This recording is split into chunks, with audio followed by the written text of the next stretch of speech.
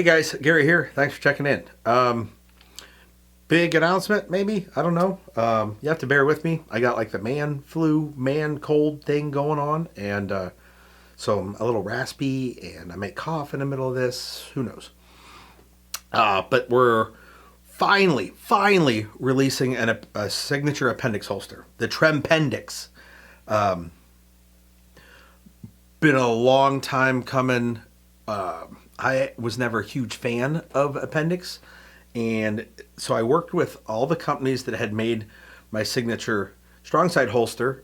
So there was three of those because I'm on the fourth one, final one, most likely, I assume. And I've used their appendix holsters, and I've had them make me appendix holsters and change things. Well, other than the first company, because they didn't really. Anyhow, and I tried some other appendix holsters from like big names and smaller names, and I had students who had Kydex shops, and I would have them build me some stuff, and I never found anything that I truly liked. And like one of the issues I always felt made me not like it was the fact that I'm so short, that the real estate below like the thickness of my belt, like there isn't a whole lot there. And like all these like 9 foot tall dudes would be like, man, the gun goes in the gap below the whole belt line between your leg and like, the beans and sausage. And I'm like, there's no fucking gap there. What the fuck's wrong with you guys? And this is my package is, well, there's jokes in there, but everything's tight together. When I sit down, like my leg and the beans and franks are higher than the belt. Like I'm bent there, which may explain the back issues. I don't know, but like the fellas are smashed up against the leg. There's no gap between the leg and the stuff. So it was real difficult for me to find a holster that I wanted to wear for more than like an hour. And but although I found little tidbits in different holsters that would help, but none were perfect. So, guys, at First Wave, as soon as we got the final prototype for the Mark V strong side holster, which, by the way, is right here, I'm still carrying the prototype. Like I'm not even using the production one, which is weird because the prototypes that they make me are never in gray. They're all these stupid colors. This one would be black. Like you'll never see a Tremis signature holster in black, but the prototype's in black, and I've been carrying it because, like, well, it works. So maybe I'll offload the prototype as a collector's item or something and start running a production one. But anyway, once they finished this, I said, all right, let's get on an appendix holster. And told them what I wanted, what gun I wanted it for, features I wanted, and they sent, this guy was the first one, the very first prototype, even stamped prototype. It looked like that was totally blown out and you couldn't see it. So maybe I'll do a still shot. But it had things, and then I cut part of it off because I didn't like things, and I like sanded it smooth. And then there was prototype 1.1 and 1.2, and I think we went to like 1.6 before we went to, and those are all here somewhere downstairs, I believe, maybe. I lent some of them out, and we hit prototype 2.0, and that one was running pretty good. This is just the shell. There's like no hardware left in it. And it was really close. So we just changed a couple of things on it to get to this guy, which still has some of the hardware left on it, which was the 2.1. And I ran this for a while. So the only thing we did was we changed from the 2.1 to the production one. We lowered the sweat guard even more. I'm not a big fan of when the gun's not in the holster having the sharp blade, especially in the area where I bend over at and it sticks up. Like I can see it more on the side than the front because I'm still going to bend over, and now instead of bending over an inch wide piece, I'm bending over a .0, what the fuck is it, 80 or something edge, fuck that. So I wanted it lower. So we lowered that, and then we changed the mounting holes for your convenience. So we had this guy going, and then finally this showed up. So we have a Kydex what is it, taco style, some people call it, like it's a fold over holster. It has, unpopular. It has a couple of features that I was looking for. We're using a Discreet Carry Concepts Mod 4 Shorty clip. I also have tried it with the Super Shorty, and they both can work. It just changes your adjustment for ride height. But what we did do is it has 4 locations, 4 ride heights, basically. So there's a set of 3 holes and then another set of 3 holes, and they're 1/4 inch staggered. So you can, it uses 2 holes to bolt, and you can move it up and down 1/4 inch increments to get the ride height that you want. And what we did was between, I think they're called slotted posts or T-posts, like the nut that the screws go into, they come in different heights. So we have 2 different height nuts or posts, and then the screws going into them, and nylon washers on one of the screws. We played around a lot with different size washers and different material washers. And the screws bottom out against the posts, so they don't clamp the clip tight.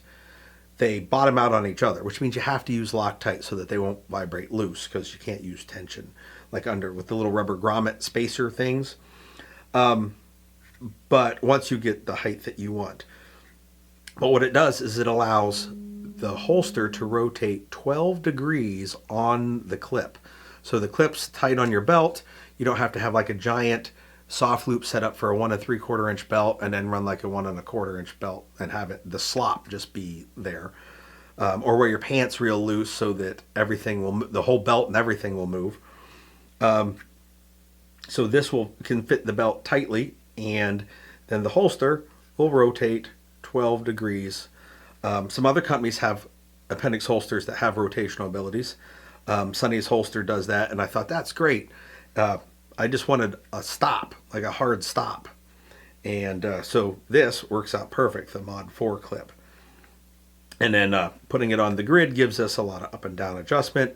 Works out pretty good.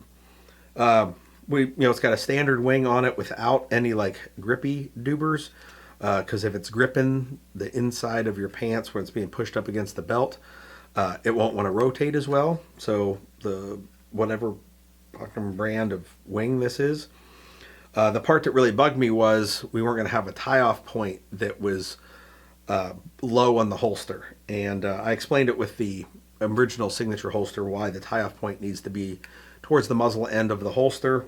And so what we came up with was we drilled a hole in the wing and then drilled a matching hole in the back side of the holster. And I think they got to put the eyelet in that before it gets folded, so there's like layout stuff to do, so that you can still have a tie-off point.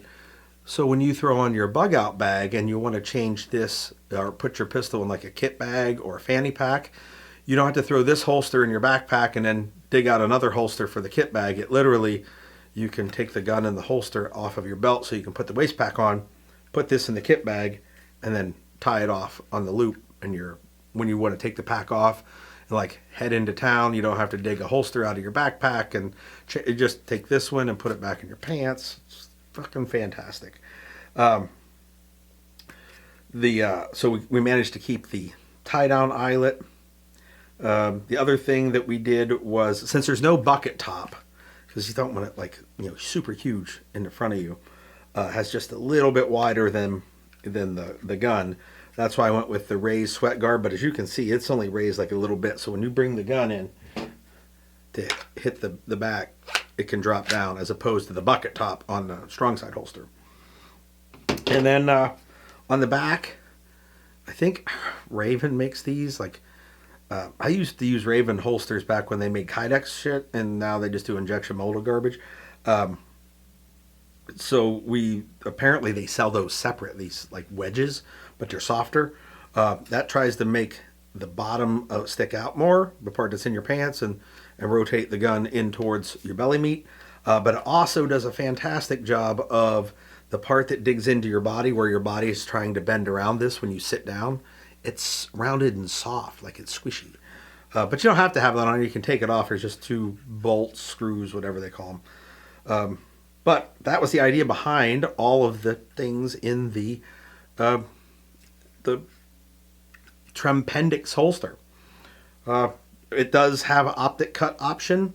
This one does not, because I can't find a fucking optic that I like physical build quality and features. I don't like anyone on the market that fit the K footprint. So still kind of hanging out with the iron sights, running the big dots. But on the website you can get it not cut for optic cuts. Right now it's a pre-order because DCC is moving from Connecticut to Tennessee, so they have closed their orders down for a month. This is December of 2022. They will be taking orders again in January of 2022. So they'll probably have a lot of orders happening at once and take some time to catch up.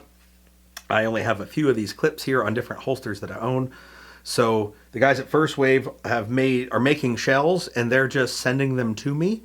So when you order them, they will be here in a priority mailbox waiting for me to ship them. And as soon as I can order some DCC clips, I will make the order. I'll have them shipped to me, and I'll install the damn things so that we don't have to have them installed in Virginia and then have them shipped to me and then turn around and ship to you guys. So I'll do a little bit of assembly on these. Hope you guys don't mind. But yeah, I'll show you here on my dummy that I have set up behind me the different ride height options. Like I'll show you the top and the bottom so you can see what kind of adjustment you have. And if you want, the link's down there. You can go order yourself one. Take it easy.